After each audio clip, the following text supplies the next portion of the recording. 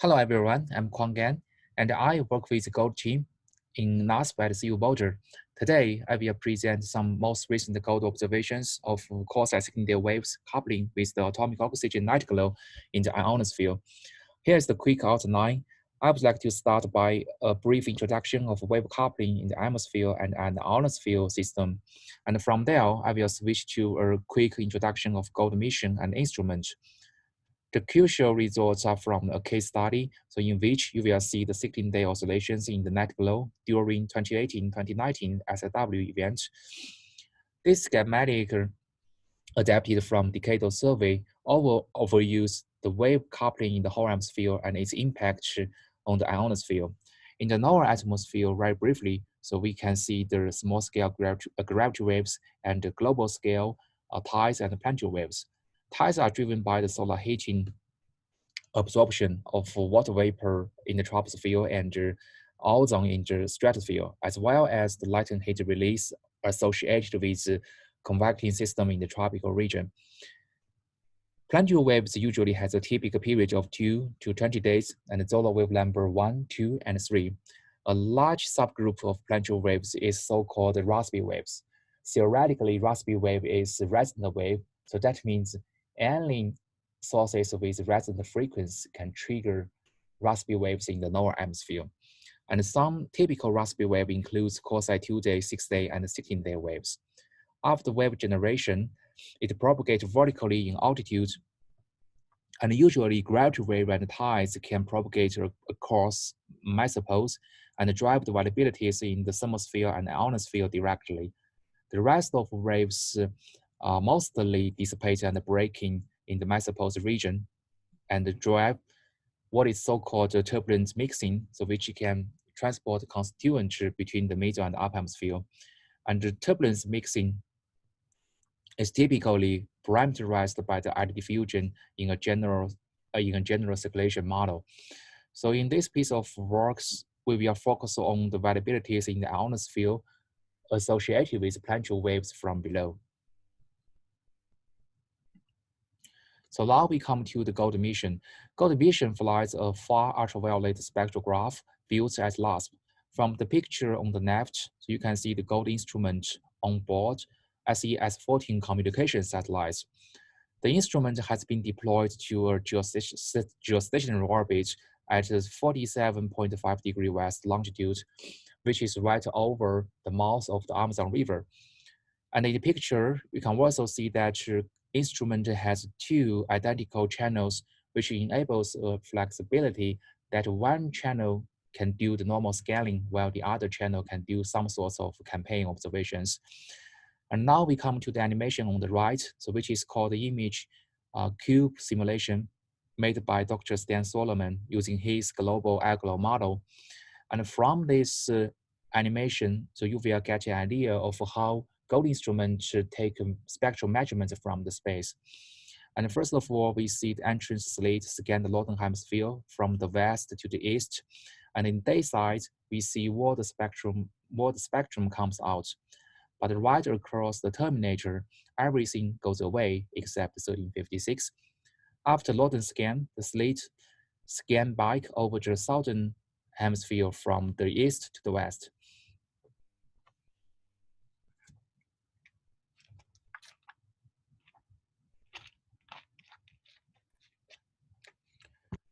Accomplishing such a global scan typically takes 30 minutes by one channel, but if we use two channels to scan the disk simultaneously, the cadence can go down to the 15 minutes immediately.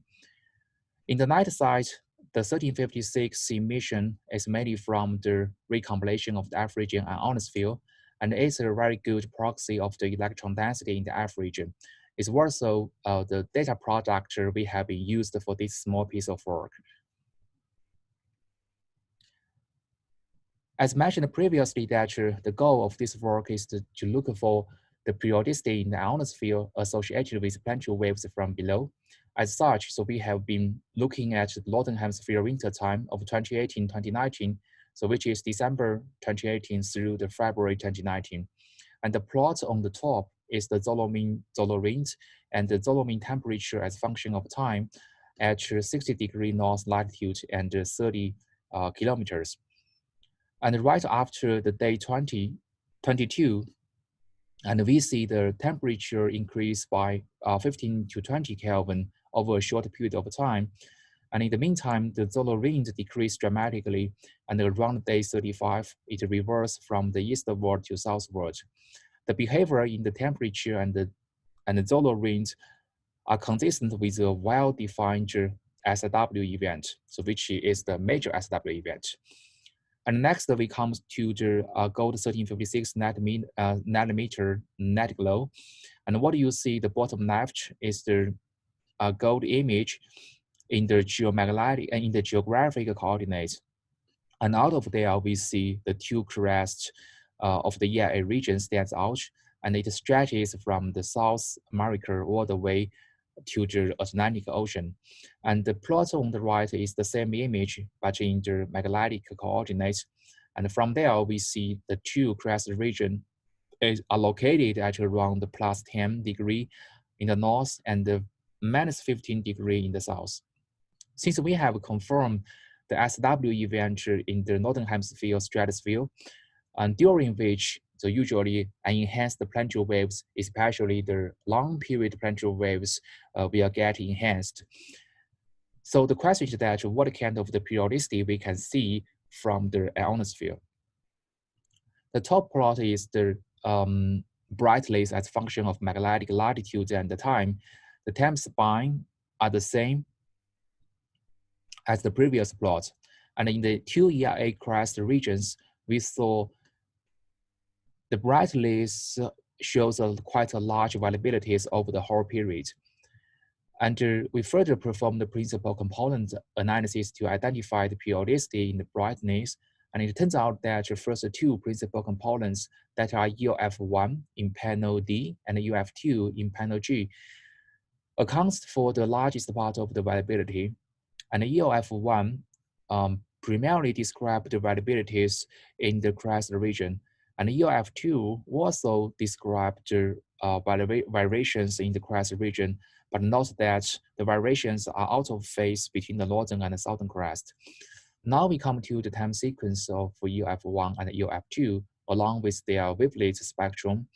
And very quickly, a prevalent 9 days oscillations has been confirmed from the wavelet spectrum, while in the EOF2, a prominent 16-day oscillations has been recognized by the wavelet spectrum. If we look back to the EOF2 time sequence, we see there are three or four peaks and troughs over this period. The 16-day oscillations is of particular interest to us because the period is very close to a period of the Rossby waves. Since we are talking about the variability in the ionosphere, so which could be driven by either forcing from above or forcing from below. So here we have a closer look into the forcing from above. We use the KP and FChan indices. The blue curve is the KP and the red curve is the FChan.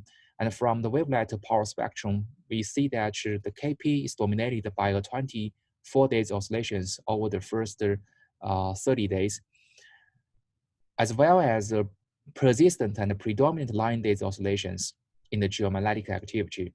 And we thought that this 9 days oscillation is probably the source of the 9 days oscillations in the brightness between the day 10 and the day 30 in the EOF1. Regarding the F10, so we only see a 24 days oscillations. So from this diagnostics, we can say either KP or F10 doesn't present 16-day oscillations, suggesting that the 16-day oscillations in the ionosphere is not the result of the forcing from above, but rather is very likely connected to the forcing from below. And now we use the same temperature to further trace the wave activities in the mesosphere. The plot on the left is the temperature perturbations as a function of longitude and time at latitude 40 degrees north and height 8 kilometers. And from this plot, we see the significant westward propagating pattern with solar wave number 1. And then we pull out the time sequence at a specific longitude That's what you see, the blue curve in the right in the panel B. With the wavelet analysis, we can see a prominent 16-day oscillations can be confirmed. The red curve superimposed is from bandpass filtering with the cutoff periods of 14 and 17 days. And we see definitely there is a 16-day, quasi-16-day oscillations in the mesospheric temperature. And the crucial point is that, so comparing the 16-day oscillations in the mesosphere and the 16-day oscillations in the ionosphere, they shows a very high temporal correlation. So here is the last plot, which is the brightness residues from the northern and the southern crest. And first of all, we see the orange curve is the northern crest, and the blue curve is the southern crest. And we can see that there's a prominent 16-day oscillations in both the northern and the southern crest. And over the first 30 days, the amplitude goes up to the 10 Rayleigh, and it accounts for the pretty much 50% of the background. The dot line is the percentage difference. And the crucial feature is that the oscillations between the northern and the southern crests are in antiphase, which we believe that indicates the crucial coupling mechanisms. So now we give a little bit of discussion on the driving mechanisms. There are three mechanisms in the waiting list. The first one is the erosion dynamo modulation, which refers to the planetary wave or tides interact with the erosion dynamo rings and generate a polarization electric field and further modulate the vertical ion drift and the averaging ionosphere. If this mechanism played the leading role, so we would expect a more symmetric oscillations between the northern and the southern crests. But in the reality, the northern and the southern or the oscillations in the northern and the southern crest are pretty much out of phase. The second, that means even if the erosion dynamo modulation play a role in transmitting the 16-day periodicity, is not the exhaustive scenario. And the second mechanism is called modulation of averaging field line rings. It gives the scenario that planetary wave, first of all, modulates the tides in the middle hemisphere, and afterwards, the tides continue to propagate into the F region and modulates the field line rings, moving the plasma along the magnetic fields and producing the oscillations in the plasma density. For our specific case, we suggest both two mechanisms should play a role in transmitting the 16-day periodicity from the middle hemisphere into the ionosphere. And the last mechanism is so-called mixing effect due to wave dissipation. From the observation point of view, so one can confirm whether this mechanism works or not. But from the modeling, probably so we can give a further elucidation in the near future. And here's the conclusions. I'm not going to repeat all the points, so which should have been covered previously. This work has been published in a JGR special connection. So from where, so one can not only find this work, but also a bunch of work that have been done by Gold team. If you have any question regarding this work, so feel free to contact me through this email. Thanks very much.